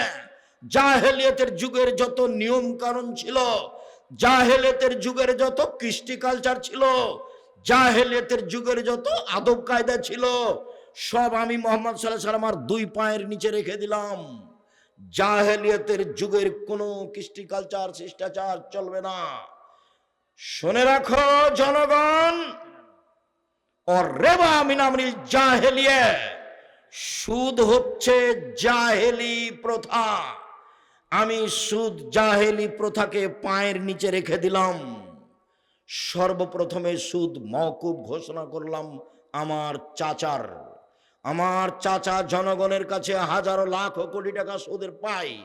আমি ভাতিজা হিসাবে আমার চাচার সব সুদ মওকুফ করে দিলাম। নিজের বংশ থেকে সুদ বন্ধ করলাম। এটা হলো জাহেলি প্রথা। ভাতিজা যদি কোনো ভালো কাজে চাচার জমি জায়গার উপরে কোনো ক্ষমতা দেখায়, তাহলে চাচা যেন কিছু না বলে। মুহাম্মদ সাল্লাল্লাহু আলাইহি সাল্লামের তো বাপ মা নেই, মুহাম্মদ সাল্লাল্লাহু আলাইহি সাল্লামের তো নিজস্ব টাকা পয়সা নেই, উনি তো কোনো সুদের লেনদেন করেননি। সুদ তো জাহেলিয়াত। আপনাকে আমি বলতে চাচ্ছি যে ইসলাম এসেছে, জাহেলিয়াত চলে গেছে, আবার ইসলাম পিছে হটতে থাকবে, আর জাহেলিয়াত আসতে থাকবে। সব মানুষ জাহেলিয়াতের মধ্যে আটকা পড়ে যাবে। থ্যাংক ইউ জাহেলিয়াত, গুড মর্নিং জাহেলিয়াত, tata bye bye, tata bye bye. জাহেলিয়াত 1 পৃষ্ঠা 10টা নাম। জাহেলিয়াত চলাফেরা, যেভাবে খাচ্ছেন, পিচ্ছেন, উঠছেন, সব কর্মকাণ্ড, খাতা কলম, অফিস আদালত, কোর্ট কাচারি, সব জাহেলিয়াতের নীতিতে চলছে, ইহুদি খ্রিস্টানদের নীতিতে চলছে। এক সময় ইসলাম এসেছিল, ধীরে ধীরে ইসলাম বিদায় নিচ্ছে, জাহেলিয়াত ছড়িয়ে পড়ছে। আপনি যে কি বলতে চাচ্ছেন, আমি আপনার কথাকে কোনোদিন সামনে নিয়ে আসিনি। কোরআন হাদিস আপনি ভুল বুঝেছেন। উপস্থিত বৈঠকের দিনই মুসলিম বোন, আমি আপনার অনীহার কথা জানি। আব্দুর রাজ্জাক সাহেবের কথা আপনাকে তিতা লাগে, এ কথা আমি জানি। আমি আব্দুর রাজ্জাক বিন ইউসুফ চাঁপাইনবাবগঞ্জের মানুষ, আমি আপনার বাড়ির মানুষ। আপনাকে আমি নিজের মতো করে দেখি। আমি আপনার পাশে থেকে ইসলাম ধর্ম জানাতে চাই, বুঝাতে চাই। আমি সব জানি এ কথা নয়, তবে আমি ইসলাম ধর্ম চর্চা করি এ কথা ঠিক। আমি 97 সাল থেকে ফতোয়া লিখি, 2016 সাল থেকে ফতোয়া বোর্ড পরিচালনা করি। আমার সামনে বড় বড় বিদ্বান বসে থাকেন যারা দেশ বিদেশ থেকে এসেছে। এইভাবে আমি ফতোয়া বোর্ড পরিচালনা করি। আমি শরীয়ত বুঝি। আপনার বিদ্যা বেশি এ কথা ঠিক, তবে আমার চর্চা ভালো আছে এ কথাও ঠিক। আমি চর্চা দিয়ে আপনার বিদ্যাকে ঠেকিয়ে দিতে পারি। আপনি যেভাবে শরীয়ত বুঝেছেন সেভাবে শরীয়ত নয়। আপনি ভুল বুঝেছেন, আপনি ভুল বুঝেছেন, আপনি ভুল বুঝেছেন। আপনার স্ত্রী মহিলা বৈঠক করে বেড়াই আর বলে বুবু বিসমিল্লাহ বললে বুবু এত নেকি হবে। বলে বুবু নামাজে যখন দাঁড়াবা বুবু তখন 2 পায়ের গোড়ালি জমা করিও বুবু, নইলে লজ্জাস্থানের যোগাযোগ বুবু মাটির সাথে হবে, মাটি অভিশাপ করবে।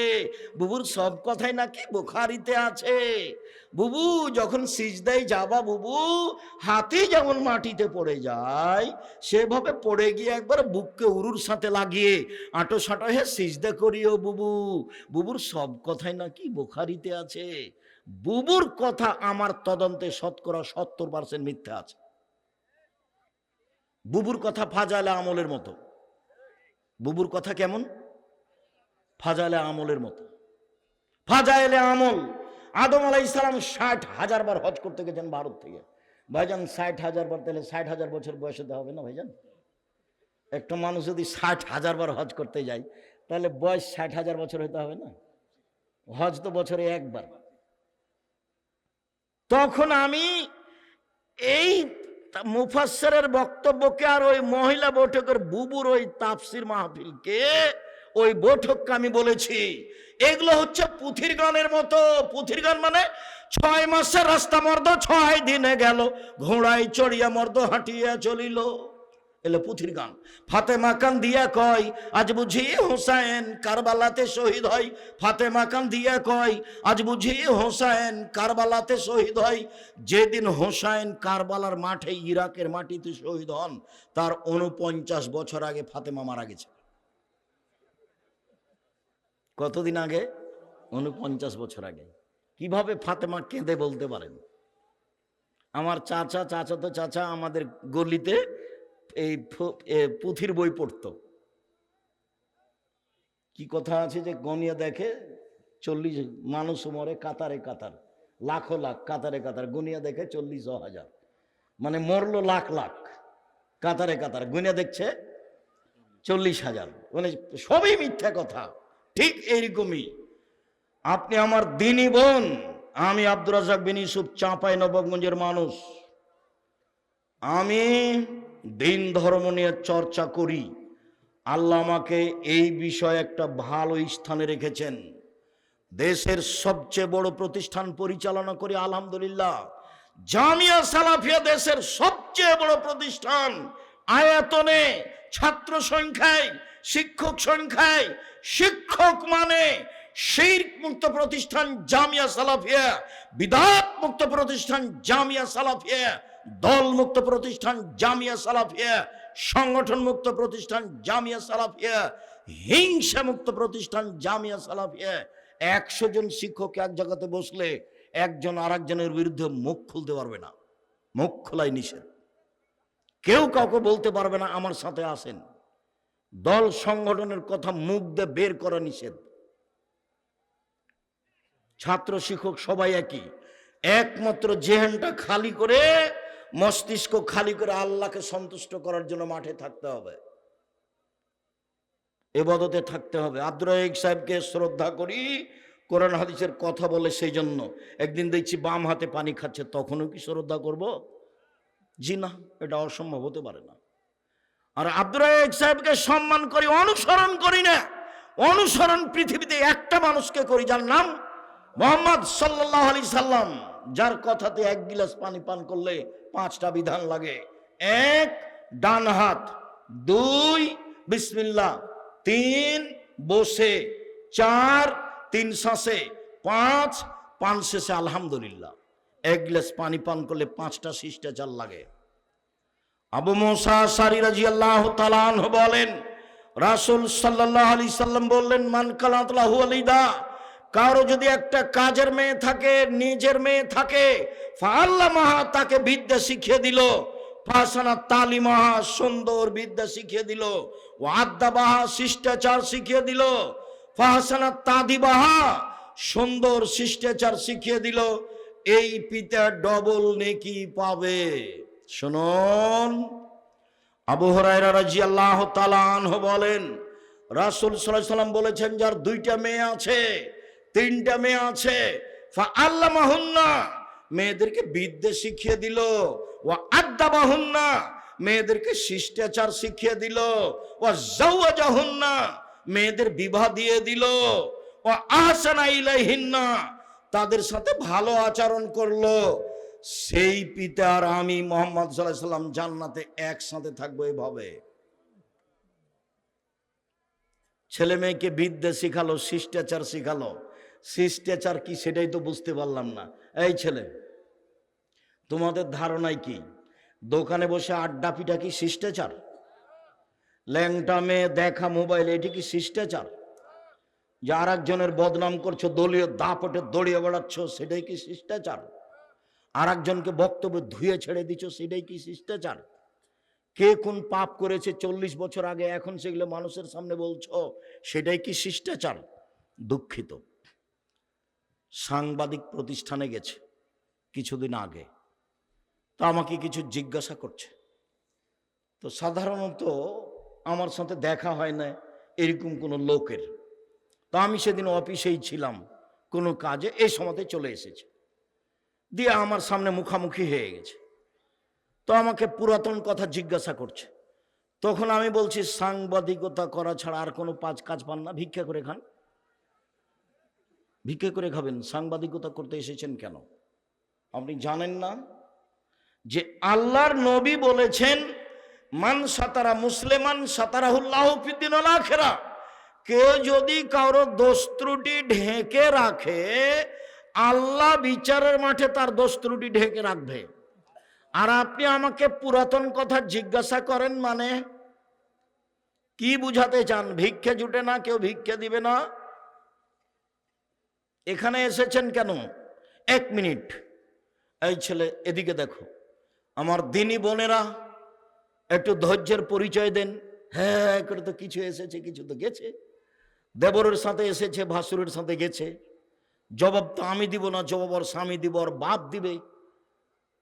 গল্প করতে করতে এসেছে, গল্প করতে করতে গেছে। কি শিষ্টাচার জীবনে ছেলে মেয়েকে শোনালেন। এদিকে দেখ, বিচারের মাঠে আল্লাহ একজন ব্যক্তিকে এইভাবে তার বাহু দিয়ে আড় করে নেবেন, ঢেকে নেবেন আল্লাহ নিজে, দিয়ে তার আমলনামাটা তার সামনে তুলে ধরবেন এভাবে। দেখো তো, চিনতে পারো কি এইগুলো পাপ কার? হ্যাঁ চিনতে পারছি, এগুলো আমার পাপ। তুমি কি মনে করো আমার ফেরেশতারা এগুলো অন্যায় লিখেছে? না না না না না, আমি মনে করিনি এগুলো অন্যায় লিখেছে। তুমি কি আমাকে কিছু বলতে চাও?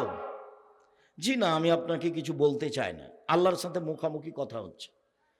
তখন আল্লাহ বলবেন, শোনো, তুমি মানুষের দুনিয়াতে মানুষের দোষ ত্রুটি ঢেকে রেখেছিলে, আজকে আমি আল্লাহ তোমার পাপ ঢেকে রাখতে পারি না। যে পাপ তোমাকে দেখালাম সে পাপ আমি মাফ করে দিলাম, মুছে দিলাম, তুমি জান্নাতে যাও। তুমি মানুষের দোষ ত্রুটি ঢেকে রেখেছিলে, সেই জন্য আমি তোমার দোষ ত্রুটি আজ কাউকে দেখতে দিব না। আর দল সংগঠনের গতি বিধি চরিত্র বৈশিষ্ট্যই হচ্ছে আর একজনের পিছনে লাগা। ও ছাড়া বাঁচতেই পারবে না। ও যদি বলে যে আমি মুখ খুলি না কারোর বিরুদ্ধে, তাহলে মিথ্যা কথা হয়ে যাবে। কারো কথা আমি নাম নিনে, মুহাম্মদ সাল্লাল্লাহু আলাইহি ওয়াসাল্লাম বলছেন, পৃথিবীর মানুষ শোনো, আমি যখন বাড়ি থেকে বের হই তখন তোমরা কারো খারাপ কথা আমার সামনে বলতে পারবে না। আমি তখন ওই লোকটার ব্যাপারে খারাপ ধারণা করব, এটা আমি চাই না। পৃথিবীর মানুষ শোনো, আমি জানি আব্দুল্লাহ বিন উবাই বিন সালুল সবচেয়ে বড় মুনাফিক। আমি তাকে কোনোদিন নিজের কাছ থেকে বের করে দিইনি, আমি তার কোনোদিন বদনাম করিনি, আমি বের করে দিইনি। এই জন্য জনগণ বলবে যে মোহাম্মদ নিজের লোককে বের করে দেয়। হাদিস বুখারী মুসলিম। কি করলেন জীবনে? না নিজে কিছু শিখলেন, না ছেলে মেয়েকে কিছু শিখালেন, না নিজে কিছু হালাল উপার্জন করলেন, না ছেলে মেয়েকে হালাল উপার্জনের কিছু শিখালেন, না নিজে কিছু শিষ্টাচার শিখলেন, না ছেলে মেয়েকে শিষ্টাচার শিখালেন। জীবনটা একবারে সোলানায় মিছের মতো হয়ে গেল। সম্মানিত দিনী ভাই বোন, রাসূল সাল্লাল্লাহু আলাইহি ওয়াসাল্লাম বলছেন, এবার শক্ত অবস্থানে যাচ্ছি, দেখেন শুধু পিতা এখন চলছে। আল্লাহ রাসূল বলছেন, আনফিক আলাইক মিন তাওলিক, পৃথিবীর মানুষ, তুমি তোমার ছেলে মেয়েকে গড়ে তুলো, শিক্ষিত করো তোমার উপার্জিত সম্পদ দিয়ে। তোমার উপার্জিত সম্পদ মানে তোমার বাপের জমিদারি দিয়ে ছেলে মেয়েকে পড়াও, নইলে তুমি ব্যবসা করে ছেলে মেয়েকে মানুষের মতো করো, নইলে তুমি জমি চাষ করে ছেলে মেয়েকে মানুষের মতো মানুষ করো, নইলে তুমি মানুষের বাড়িতে কাজ করে করো, নইলে তুমি ভিক্ষা চেয়ে ছেলে মেয়েকে পড়াও। তোমার ছেলে ভিক্ষা চাইতে পাবে না, আপনার মেয়ে গার্মেন্টসে যেতে পাবে না, আপনার ছেলে টোকাই হতে পাবে না। 25 থেকে 30 বছর পর্যন্ত, শেষ পর্যন্ত ভিক্ষা কে করবে বলেন তো? পিতা, বাপ করবে, ছেলে মেয়ে করবে না। 25 থেকে 30 বছর পর্যন্ত ছেলেটাকে মানুষের মতো মানুষ করে গড়ে তুলতে হবে, তারপরে পয়সা উপার্জন। আপনাকে এই সিদ্ধান্ত আগেই তাড়াতাড়ি কে দিল? আপনি একটা পরিবারকে কবর দেওয়া পিতা, আপনি একটা অশিক্ষিত পিতা, জাতির জন্য ক্ষতি করেছেন, নিজের ক্ষতি করেছেন, সমাজের ক্ষতি করেছেন। সব অন্যায় আপনার ছেলে মেয়ে করে বেড়াচ্ছে। দুঃখিত, সব সময় আল্লাহকে বলেন, আল্লাহ আমি ছেলে মেয়ে মানুষ করতে চাচ্ছি জাতির জন্য, তোমাকে সন্তুষ্ট করার জন্য, আমি নিজের জন্য করতে চাই না। এভাবে বলেন, চলেন। পরের হাদিস, এই হাদিসের চেয়ে আরো শক্ত অবস্থানে এই হাদিসের পরের বাক্য আছে, আল্লাহ তারফাও আসাকা আদাবান, লাঠিটা পরিবারের উপর থেকে উঠিয়ে নিও না ছেলে মেয়ের উপর থেকে। প্রথমে আব্বু সালাত আদায় করো, আব্বু ভালো কাজের আদেশ করো, মন্দ কাজের নিষেধ করো। 7 থেকে 10, 11 সালাত আদায় করেছ? জি না। দাঁত ভেঙে দেবো, দাঁত ভেঙে দেবো, পিঠের চামড়া তুলে দেবো, যাও সালাত আদায় করো। এই কোথায় ছিলে, কোথায় ছিলে এতক্ষণ? অক্ষরে অক্ষরে তল্লাশি চালাতে হবে, তার নাম পিতা। শক্তভাবে। এবার চলেন আপনাকে আমি শক্ত অবস্থানে আরো পিতা দেখাই। আয়েশা রাদিয়াল্লাহু তাআলা আনহা বলেন, আমরা একদা এক যুদ্ধ সফর থেকে আসছিলাম, গলার হার হঠাৎ করে হারিয়ে গেল, খুঁজে পায় না, জনগণ আটকা পড়ে গেল, পানি নেই, ওযু করতে পারি না, সালাত আদায় করতে পারি না, এখান থেকে যেতেও পারি না, বিপাকে পড়ে গেলাম। জনগণ আমার আব্বাকে গিয়ে বলল, আপনি জানেন আপনার মেয়ে কি ঘটিয়েছে? আবু বকর সিদ্দিক রাদিয়াল্লাহু তাআলা বললেন, কি করেছে? আপনার মেয়ে গলার হারে হাজিয়ে খুঁজে পাওয়া যায় না, আমরা এখান থেকে যেতে পারি না, পানিও নেই, ওযুও করতে পারি না, সালাত আদায় করতে পারি না। তখন আবু বকর সিদ্দিক আয়েশার নিকটে আসলেন। আয়েশা রাদিয়াল্লাহু তাআলা আনহা বলছেন যে আবু বকর সিদ্দিক এসে ফালাকা জানি লাকজাতান শাদীদা, আমার কোমরের উপরে খুব জোরে মারলেন, এত জোরে মারলেন, ওই সময়ে আমার স্বামী আমার উরু, আমার রানের উপরে মাথা দিয়ে ঘুমিয়েছিলেন। তিনি যদি আমার উরু রানের উপরে মাথা দিয়ে না ঘুমাতেন, তাহলে আমি মায়ের কারণে দূরে সরে যেতাম। 1 মিনিট আমাদের দেশের গতি শোনাই। আমাদের দেশের শ্বশুর যদি মেয়ের ঘরে গিয়ে দেখে যে জামাই মেয়ের উরু রানের উপরে মাথা দিয়ে ঘুমিয়ে আছে, তাহলে ওদিকে আগাবে না এভাবে ঘুরবে? বুঝতে পারলেন না মনে হয়? আমাদের দেশের শ্বশুরেরা কিভাবে ঘুরবে? পাল্টা এভাবে ঘুরবে না? কিন্তু আরবি পরিবেশ এটা নয়। আয়েশা বলছেন, আমাকে মেরে দিলেন, এসে সবচেয়ে বড় মানুষে মারলেন পৃথিবীর ইতিহাসে, পৃথিবীর শুরু থেকে শেষ পর্যন্ত নবী রাসূল ব্যতীত আবু বকর সিদ্দিক রাদিয়াল্লাহু তাআলার চেয়ে দামি মানুষ জন্ম নেয়নি, নিবেও না। সবচেয়ে বড় মানুষে মারলেন, সবচেয়ে বড় মহিলাকে মারলেন। পৃথিবীর ইতিহাসে মা হাওয়া থেকে শেষ পর্যন্ত আয়েশার মতো কোনো দামি মহিলা জন্ম নেয়নি, নিবেও না। আয়েশা রাদিয়াল্লাহু তাআলা আনহাকে মারলেন সবচেয়ে বড় মহিলা, সবচেয়ে বড় মানুষের সামনে মারলেন। নবী রাসূল জনগণ নির্বিশেষে সবার চেয়ে দামি মানুষ হলেন মুহাম্মদ সাল্লাল্লাহু আলাইহি সাল্লাম, সামনে মেরে দিলেন। এবার বলি, সবচেয়ে বড় মানুষে মারলেন, সবচেয়ে বড় মহিলাকে মারলেন, সবচেয়ে বড় মানুষের সামনে মারলেন, বিবাহদারী বেটিকে মারলেন, পূর্ণ যুবতী মেয়েকে মারলেন, দিন দুপুরে মারলেন, খোলা মাঠে মারলেন, জামাইয়ের সামনে মারলেন, 1400 মানুষের সামনে মারলেন, হাত দিয়ে মারলেন। আমাদের দেশে আজও যদি যুবতী মেয়েকে বাপ হাত দিয়ে মারতে যায় আর মাছে ছেড়ে খেপে যাবে, হ্যাঁ হুঁশ নাই বুদ্ধি নাই মোটা হুঁশের মতন বড় বেটি ছেলেকে এভাবে মারতে যায়, হাত দিয়ে মারতে যায়, কি দেখেন, মানে এ এক আর এক খোঁচলামি। মেয়ে কোনোদিন বাপের কাছে বড় হয় না। সবচেয়ে বড় মানুষে মারলেন, সবচেয়ে বড় মহিলাকে মারলেন, সবচেয়ে বড় মানুষের সামনে মারলেন, জামাইয়ের সামনে মারলেন, বিবাহিতা মেয়েকে মারলেন, পূর্ণ যুবতী মেয়েকে মারলেন, হাত দিয়ে মারলেন, খোলা মাঠে মারলেন, 1400 মানুষের সামনে মারলেন। এত বড় বাপে এত বড় বেটিকে এত বড় মানুষের সামনে এইভাবে মেরে দিলেন। ভুল কোথায় হারটা হারিয়েছে সেই জন্য মেরে দিলেন। আপনার মেয়ে জোহর থেকে দোকানে বসে খালি হ্যাঁ করে হেঁটে বেড়াচ্ছে, তাকে একটু আপনি ধমকও দিতে পারেন না। আপনি আবার বাপ, ছি ঠুট, আপনার মতো বাপ মরে যাওয়া ভালো বেঁচে থাকার চেয়ে। যদি মরে যান এতিম হিসেবে ছেলে মেয়ে জামিয়া সালাফে লালন পালন করবে, কোনো সমস্যা নেই। 519 জন এতিম আছে, কালকে যদি আবার 500 জন যায় কোনো সমস্যা নেই ইনশাল্লাহ।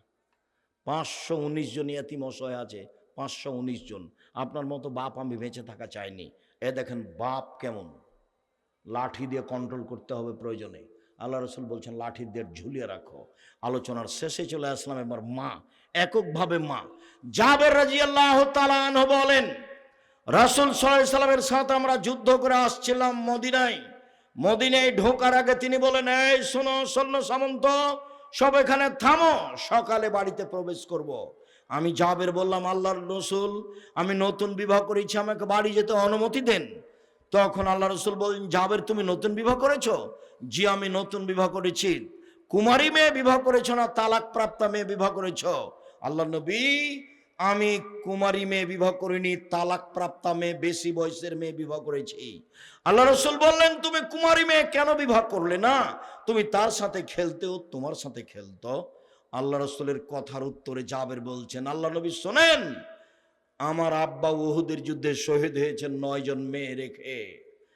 আমার বোনদের সমবয়সের কম বয়সের মেয়েকে আমি বিবাহ করা পছন্দ করিনি 4টা কারণে। আল্লাহ রসুল শোনেন, আমার আব্বা উহুদের যুদ্ধে শহীদ হয়েছেন 9টা মেয়ে রেখে। আমার 9 জন বোন আছে, আমার বোনদের সমবয়সের কম বয়সের মেয়েকে আমি বিবাহ করিনি 4টা কারণে। এক, বেশি বয়সের মেয়ে বিবাহ করেছি যাতে করে আমার স্ত্রী আমার বোনদেরকে বিদ্যা শিখাতে পারে। মা মানে ছেলে মেয়েকে বিদ্যা শিখাবে। 2, বেশি বয়সের মেয়েকে বিবাহ করেছি যাতে করে আমার বোনদেরকে শিষ্টাচার শিখাতে পারে। মা মানে বাচ্চাকে শিষ্টাচার শিখাবে। 3, বলে তুরাজ্জালাহুন্না, বেশি বয়সের মেয়েকে বিবাহ করেছি যাতে করে আমার বোনদেরকে মাথার চুল চিরুনি করে সাজগোজ করে পরিপাটি করে রাখতে পারে। 4, বেশি বয়সের মেয়ে বিবাহ করেছি যাতে করে আমার স্ত্রী আমার বোনদেরকে পাহারা দিতে পারে। মা মানে পাহারাদার। 1 মিনিট, আপনার স্ত্রী ফরজ সালাত আদায় করেছে, সুন্নাত পড়বে, আল্লাহু আকবার বলতে যাচ্ছিল, আর ছেলে এসে দরজায় সালাম দিয়েছে আসসালামু আলাইকুম, তখন আপনার স্ত্রী সুন্নাত পড়বে না, থামিয়ে দিয়ে বলবে, এই আহমদ 20 মিনিট দেরি হলো কেন? আজকে যে তুমি মসজিদ থেকে 20 মিনিট দেরি করে এলে, এই 20 মিনিট তল্লাশি চালাতে হবে মাকে, এটা হলো ফরজ। আর যেটা পড়তে যাচ্ছিল সেটা হলো সুন্নাত।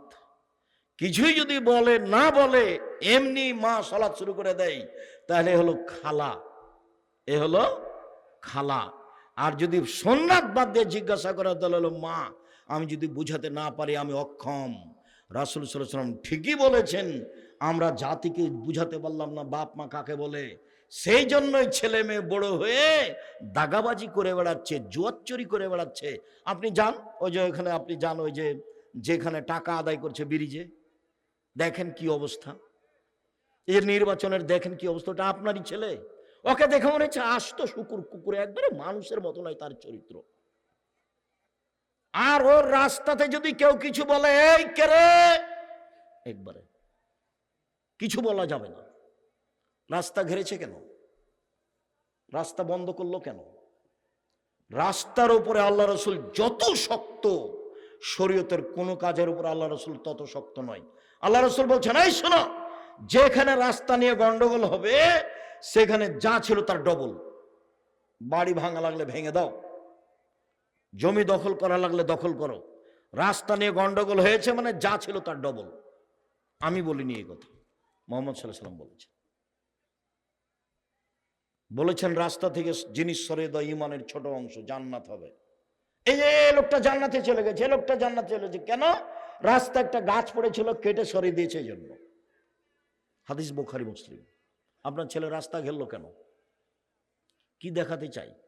দুঃখিত, আমি বলতে চাচ্ছি আপনি আমার দিনী ভাই, আপনার স্ত্রী আমার দিনী বোন, আপনারা দুইজন আমার ভাই বোন, আপনাকে আমি অন্তর থেকে ভালোবাসি। আপনি আমার কোনো কথাকে শক্তভাবে নিয়েন না, আপনি কঠিন হলেও ভারী হলেও ভালোভাবে নেন। ছেলে মেয়েকে মানুষের মতো মানুষ করে গড়ে তুলেন, আদর করে তুলেন, না হলে শক্তভাবে গড়ে তুলেন, প্রয়োজনে পিটিয়ে গড়ে তুলেন। এই যে পৃথিবীর সবচেয়ে বড় মানুষ মেরে দিলেন, প্রয়োজনে পিটিয়ে ছেলে মেয়েকে লালন পালন করতে হয়। সম্মানিত দিনী ভাই বোন, বর্তমানে যে পরিবেশ পরিস্থিতি এসেছে তাতে মানুষ পশু প্রাণীর দিকে আগিয়ে যাচ্ছে, কুকুর শ্রীগালের দিকে আগিয়ে যাচ্ছে, হায়ানার দিকে আগিয়ে যাচ্ছে। সম্মানিত দিনী ভাই বোন, এই ছেলেরা শোনো, তোমাদেরকে আবারও বলছি, দেখো জাতির সাথে এভাবে সাথ দিও না। অল্প উপার্জন করো, 5 ওয়াক্ত সালাত অভ্যাসী হও যে কোনো মূল্যে।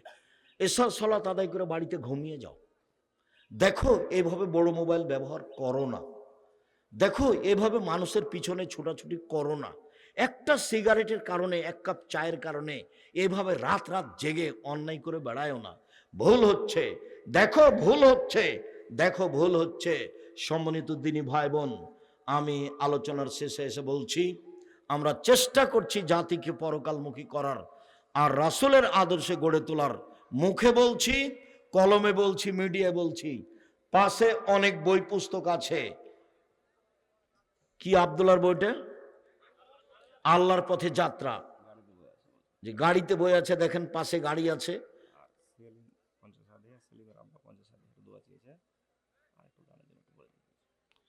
যাওয়ার সময় সবাই সহযোগিতা করবেন, কম হলে ওটা আগে বলতে হতো। সেলিম 50,000 টাকা দিয়েছে, ওর মাও মনে হয় দিয়েছে। আপনারাও কিছু দিয়ে অবশ্যই প্রতিষ্ঠানটাকে ভালো করে গড়ার চেষ্টা করবেন। আর আমি যেসব বই কথা বলছি সেগুলো সব উপদেশ বই আছে। আর আমি নামাজ শিক্ষার জন্য হাতে নাতে একটা বই লেখার চেষ্টা করেছি। আপনি সলাৎ ঠিক করেন বুখারী দিয়ে, মুসলিম দিয়ে, রিয়াজুস সলেহিন দিয়ে, আরও যত বাংলা ভাষায় বই আছে। আপনি আব্দুর রাজ্জাক বিন ইউসুফের সলাতের নামাজের বইটাও পড়ে দেখেন। আর হাত তুলে দোয়া করা না করা কত হাদিস আছে, সেগুলো আমি জমা করে রেখেছি, আপনি একটু পড়ে দেখেন। যাওয়ার সময় গাড়িতে সব বই পুস্তক আছে।